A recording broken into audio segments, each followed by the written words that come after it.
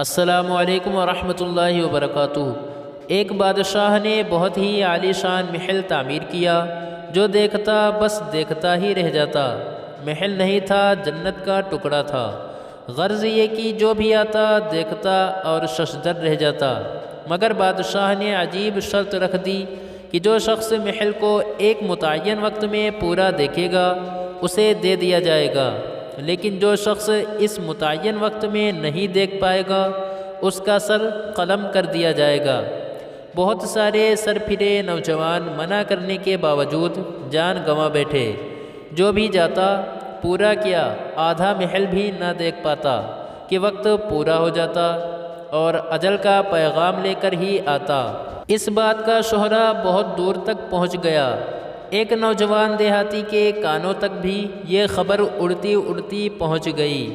نوجوان نے جب پوری بات سنی، تصدیق کی اور بادشاہ کے محل پہنچ گیا۔ درباری وزیروں، مشیروں اور جلادوں نے بھی منع کیا، مگر وہ دھن کا پکا نکلا۔ اجازت لی اور متعین وقت دے دیا گیا۔ نوجوان محل میں پہنچا دیا گیا۔ نوجوان نے ایک سرے سے لے کر دوسرے سرے تک در و دیوار، کمرے، راہداریاں، فانوس، قمقمے، قالین، صوفے، تالاب، حوض، باغ، پگڈنڈیاں، الغرض ایک ایک چیز کڑے پہرے میں دیکھ لی اور وقت ختم ہونے سے پہلے بادشاہ کے روبرو پیش کر دیا گیا۔ بادشاہ اور تمام درباری گویا سناٹے میں آ گئے۔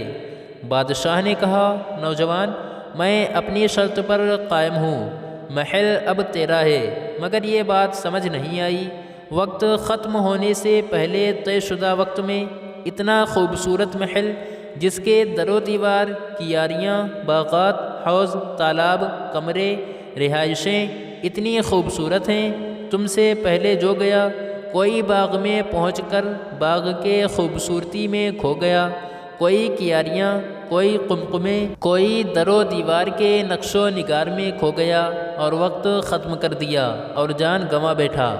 تم نے پورا وقت بھی نہیں لگایا اور محل بھی دیکھ لیا۔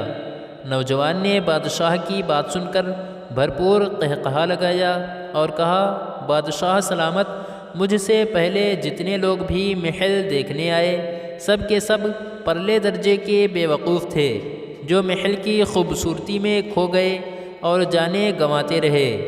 بادشاہ سلامت، محل کے صدر دروازے سے اندر داخل ہوتے ہی میں نے اپنی آنکھیں نیم وا کر لی تھی اور پورا محل آنکھیں بند کر کے دیکھ آیا۔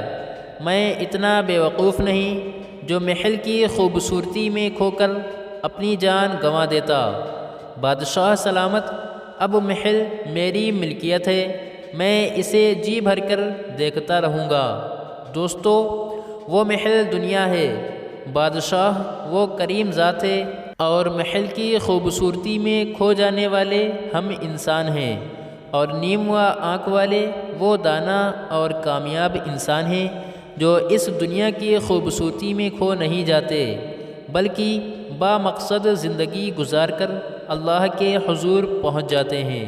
مزید اچھی ویڈیوز کے لیے لائک، شیئر، کمنٹ اور سبسکرائب ضرور کریں۔ شکریہ۔